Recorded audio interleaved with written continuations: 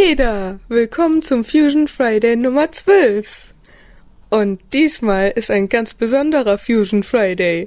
Erstens spreche ich Deutsch, weil ich es mir auf Englisch nicht zugetraut habe, das einfach so zu machen, live. Naja, wir haben einen Gast, einen Gastzeichner, eine Gastzeichnerin. Stell dich doch mal kurz vor.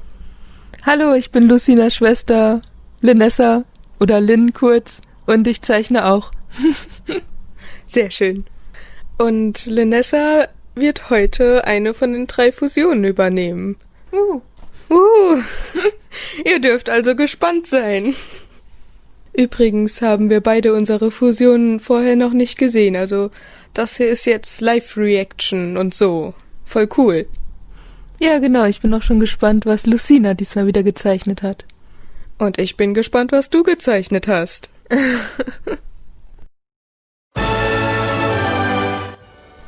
Unsere erste Fusion ist Glumanda und Raupi. Ich habe erst überlegt, ob ich einfach einen Schlangen-Glumanda male, aber das fand ich dann doch ein bisschen seltsam. Also habe ich mehr den Körper von Glumanda genommen. Es sieht auf jeden Fall jetzt schon sehr süß aus und derpy. Ja, die Hände habe ich die Hände nochmal verändert, weil es dann, mir hat's dann doch nicht so gefallen. Aber ich habe dann die Finger mehr zu Handschuhen, sag ich mal, gemacht. So Raupenhändchen. Ja, genau, oder so Chamäleonhändchen. Ja, ich finde aber vor allem das Gesicht halt so derpy, also die Augen, irgendwie, woher kommen die Augen? Naja, also die Form ist von Raupi und dann habe ich halt die Augenfarbe und so habe ich von Glumanda genommen. Ah, okay. Ja. Ich finde, es wird auch vor allem sehr lustig, wenn dann hinterher die Farben dazukommen. Dann sieht es einfach aus wie so ein kleiner grüner Drache. Oh. Stimmt, das sieht wirklich so ein bisschen so aus. Irgendwie wie so ein kleiner Drache aus einem Kinderbuch oder so. Ja, süß.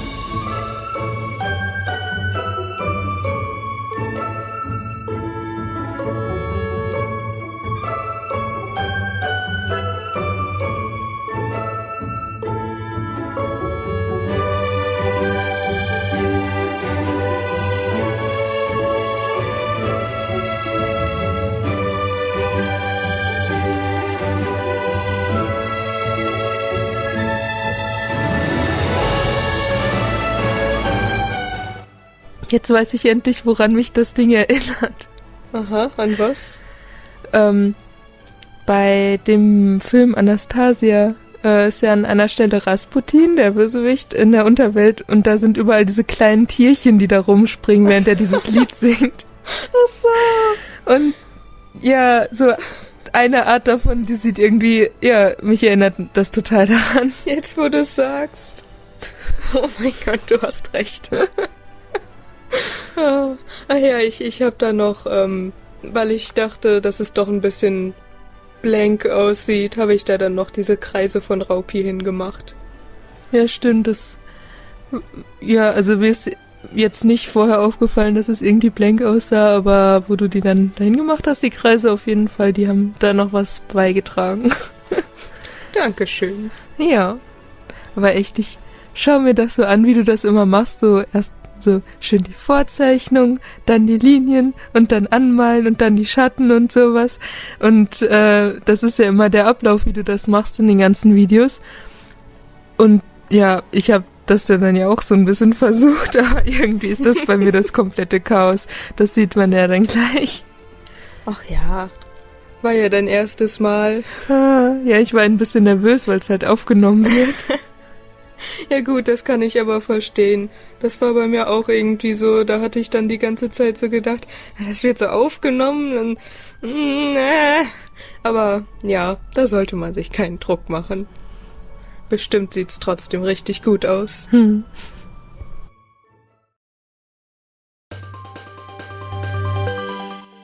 Und die zweite Fusion, Megani und Dialga.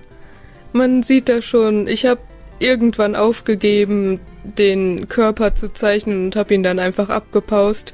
Aber wirklich nur den ganz groben Körper, den Rest habe ich so gezeichnet. Ja, das hattest du mir auch schon gesagt, dass du da ein bisschen am Verzweifeln warst mit dem Körper. Ja, vor allem war ich irgendwie gestern die ganze Zeit so müde. Aber keine Ausreden. Ja, das ist bei mir ähnlich. Oh, das ist aber... Dann, du hast die Blüten, so wie diesen Fächer hinten bei Dialga dann. Ja. Big Brain. Ah ja, da versuche Cyber Megani.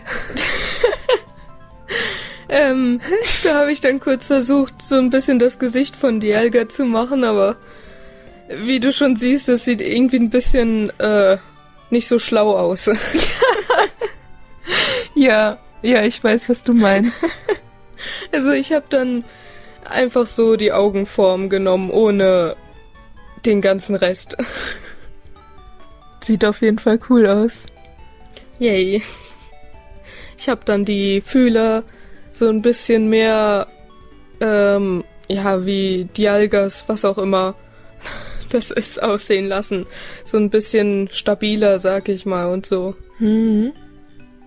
Jetzt kommt wieder das schöne Lineart. Ja, die Blütenblätter haben irgendwie Spaß gemacht. So, wenn man dann raus hatte, wie die da so gezeichnet sind, ging das ganz schnell. Cool. Schnell, das ist ja schön. Oh.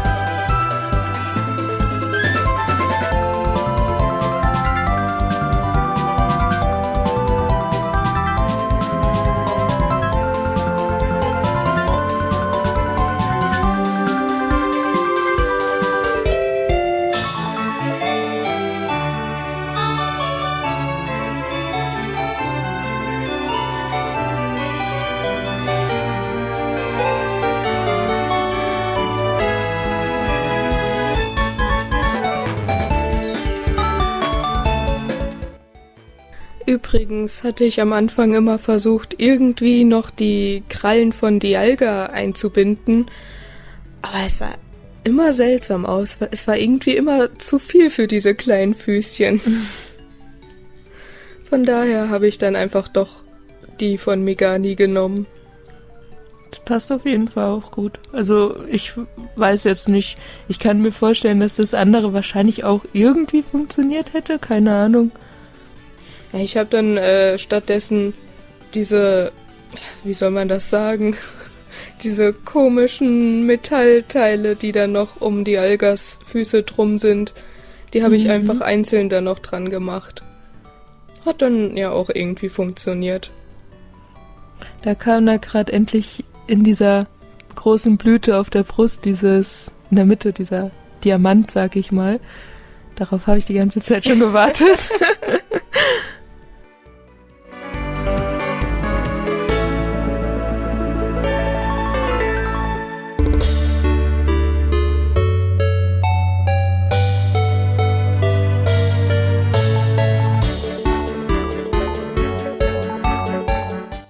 Jetzt wird's wieder interessant, jetzt kommen die Farben.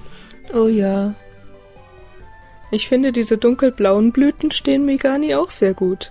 Ja, wenn ich mir so ein normales Megani mit dem Blau als Blüten vorstelle. Das wäre doch echt eine coole Shiny-Version. Ich weiß gerade gar nicht, wie die richtige Shiny-Version aussieht. Gelb? Ich weiß es nicht. Ich glaube gelb. Und ich glaube nicht so viel anders, aber es könnte auch sein, dass ich falsch liege. Mit diesem hellen Rand, den die Blüten jetzt kriegen, sehen die irgendwie auch ein bisschen metallisch aus. Also vielleicht, weil ich halt auch an Dialga denke. Aber ja, das ist auf jeden Fall auch sehr nice. Ja, das Blau ist übrigens aus dem Diamanten. Oh. Aber ich ändere da am Ende noch mal ein bisschen was. Oh. Jupp, da ist die Veränderung. Ich fand, dass es mit der gleichen Farbe wie die anderen Details einfach ein bisschen besser zusammengepasst hat. Mhm. Und so sieht man die Blüten auch nochmal besser, also die heben sich besser hervor. Ah ja, stimmt, das auch noch. Das andere fand ich aber aus einem anderen Grund auch cool, weil ich fand, das wirkte so ein bisschen wie schwarze Rosen. Oh. Ja, gut. Aber ich finde diesen, ja, abgestuften Verlauf, den du an den Rändern von diesen weißen Streifen an den Blüten gemacht hast, das ist irgendwie so Pokémon-Artwork. Also, das macht's irgendwie nochmal mehr, dass es wirklich aussieht wie Official Art. Ja, bei Pokémon ist das ja generell nur ganz, ganz selten, dass da Farben ineinander übergehen. Und wenn die ineinander übergehen, dann ist es halt meistens dieses Abgestufte. Mhm. Oder auch bei Schattierungen macht er diesen Verlauf auf diese Weise auch immer. Ja, genau. Ja, das mache ich bei mir jetzt nicht immer. Das wäre halt irgendwie noch mehr Arbeit. Mhm. Ja. Aber versuchst du auch bei deinen Fusionen immer den Pokémon-Art-Style so zu treffen? Naja, so ein bisschen halt.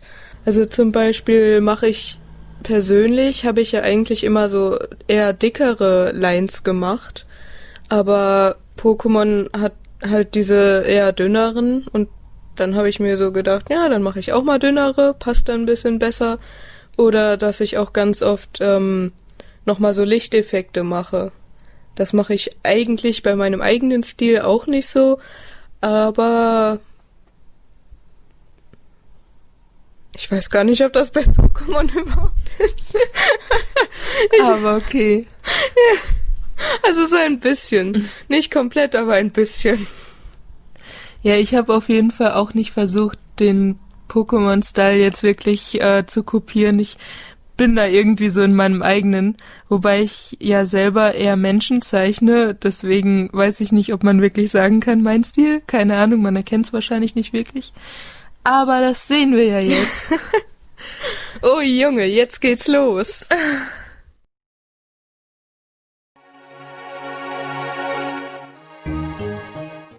Ja, kommen wir jetzt zur Fusion Nummer 3, der letzten Fusion für heute. Eine Mischung aus Luxtra und Zapdos wurde sich halt auch noch gewünscht. Und die habe ich vor allem deswegen bekommen, weil Luxtra schon mal irgendwann vorgekommen ist. Ja, genau. Und ich habe mir als Referenzen da oben auch noch das Galar-Zapdos genommen, so vielleicht als Inspiration. Ja, ich hatte auf jeden Fall total die Probleme. Ich musste die ganze Zeit an Greifen denken, aber du hast irgendwann schon mal einen Greif gemacht in deinen Fusionen. Ja. Deswegen habe ich daran gezögert und letztendlich habe ich die Flügel so an die Arme quasi gemacht und nicht hinten auf den Rücken. Oh ja. Genau. Ich habe da nochmal ein bisschen an anderen Posen überlegt. Weil ich wollte eigentlich irgendwas Actionreicheres machen, als dass er da nur sitzt, aber irgendwie habe ich das nicht wirklich hinbekommen. Ja. Und jetzt geht's los. Und das ist eigentlich noch nicht wirklich das Line-Art. Weil ich line das hinterher dann nochmal. Ich habe dann nochmal ein paar Änderungen gemacht und sowas.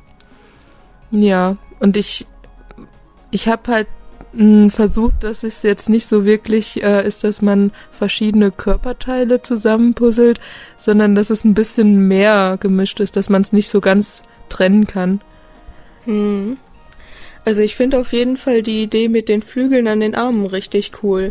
Ich finde das auch bei Vibern immer so cool, wenn die dann die Flügel an den Armen haben.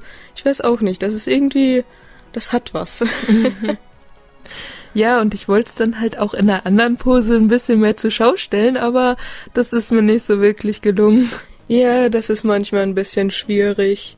Und vor allem will man ja auch so alles zeigen, die Fusion an sich. Und wenn man dann irgendwie so je nachdem eine besondere Pose macht, dann verdeckt man vielleicht irgendwie was. Ja. Ja, da habe ich auch manchmal so ein bisschen die Probleme, dass ich gerne eher so eine actionreiche Pose und so, wow, voll cool. Aber naja. Ja, man erfindet da ja so einen richtigen Charakter eigentlich, oder so halb zumindest. Den will man ja eigentlich so ein bisschen erkunden, aber es ist ja dann am Ende nur ein Bild, deswegen. Ja. Ich habe aber schon mal überlegt, ob man nicht irgendwie noch ein bisschen mehr mit den Fusionen machen könnte.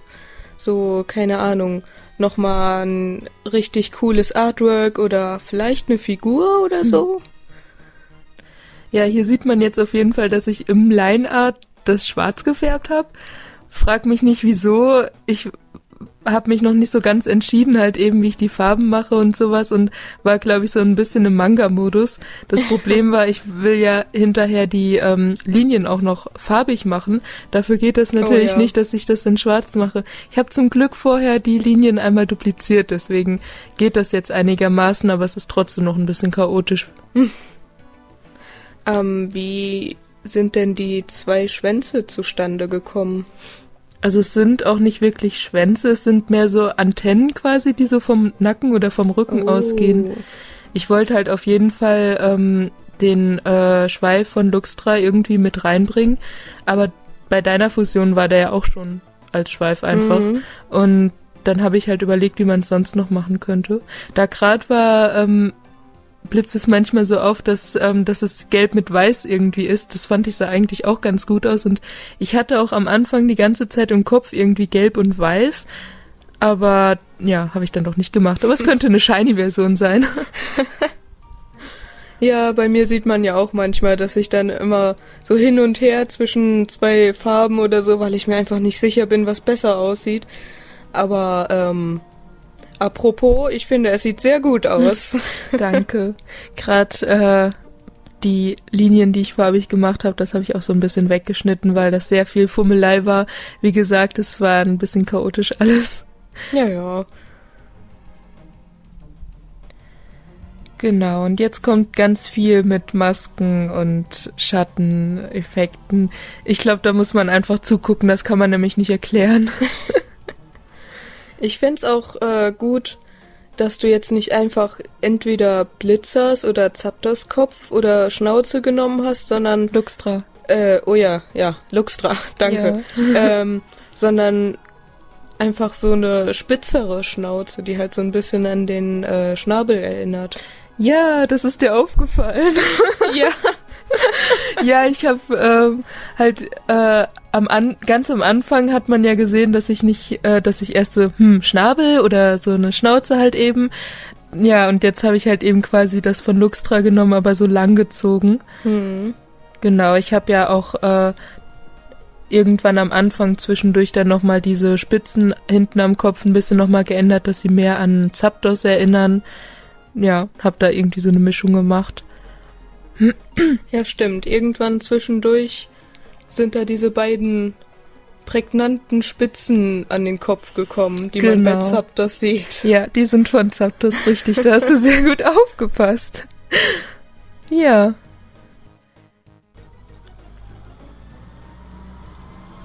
Jetzt spiele ich noch ein bisschen. Genau, da wo ich die Blitze gemacht habe, da hatte ich keine Lust mehr so richtig. Da hatte ich so ein Tief zwischendurch. Und dann habe ich überlegt, bin ich jetzt fertig?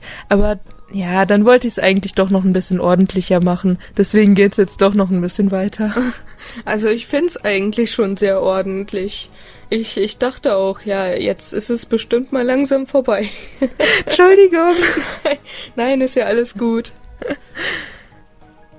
Ja, wenn man sowas sollte ich natürlich eigentlich nicht sagen, aber wenn man ganz genau so ein bisschen ranzoomen würde und sowas, wird einem auch auffallen, dass hier und da was pixelig ist, weil ich ja manche Flächen mit dem Auswahltool so gewählt habe.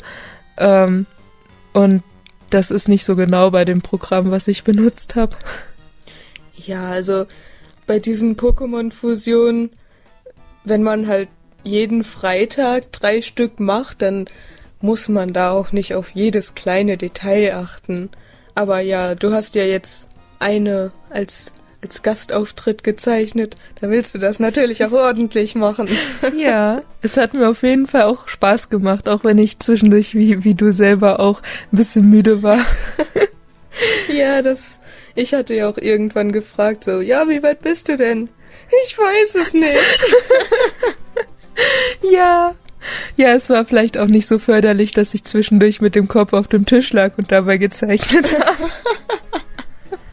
Farbanpassung und meine Unterschrift. Oh.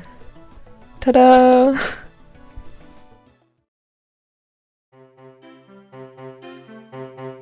So, bevor wir zum Abspann kommen, hier sind nochmal alle 3 Fusionen. Und so, was denkst du? Welche gefällt dir am besten? Also, deine beiden sind halt eben mal wieder beide so super geworden. Also, aber auch so unterschiedlich. Keine Ahnung, da habe ich gar keinen Favoriten irgendwie. Also, Megani Dialga ist irgendwie halt ultra cool geworden, was man am Anfang vielleicht gar nicht so gedacht hatte, weil es auch so ein bisschen derpy vielleicht wirkte. Ja. Aber jetzt ist es schon episch, so ein düsterer Pflanzendrache irgendwie. Ja, ich finde auch einfach, ich glaube, ich mag einfach diese edgy Fusion von mir. Deshalb finde ich Megani, glaube ich, auch ein bisschen besser als Glumanda. Nicht, dass ich den kleinen Kinderbuchdrachen nicht mag. Aber ich finde, deine Fusion ist natürlich der Schatten und Licht und so, das ist natürlich bei deiner Fusion sehr cool geworden. Aber auch generell. Also ich habe ja schon gesagt, die Flügel an den Vorderbeinen, das finde ich immer sehr cool. Und so, ich weiß nicht, es ist einfach richtig gut geworden. Juhu, vielleicht kannst du das ja auch mal noch zeichnen, dann sieht man das auch in dem Stil wie die ganzen anderen. Das wäre vielleicht auch mal cool, wie du das zeichnen würdest. Ja, stimmt. Ja, wer weiß, vielleicht kommt das ja demnächst irgendwann. Aber ich habe generell irgendwie noch ein bisschen was geplant, also das müsste ich irgendwie erstmal ein bisschen ordnen. Ihr habt's gehört, stay tuned. Also, meine liebe Schwester Linessa hat natürlich auch ein Instagram. Ich blende das mal kurz für euch ein. Linessa mit 2 N und 2 S. Richtig, also wenn euch das gefallen hat, was ihr gesehen und gehört habt von der lieben Linessa, dann schaut da doch mal vorbei. Wobei man auf Instagram natürlich eher was sieht und nichts hört. Ja, also wenn euch gefallen hat, was ihr gesehen habt, so. Ja, danke, dass du dabei warst. Ja, gerne. Ich hatte großen Spaß. Das freut mich. Und jetzt Abspann.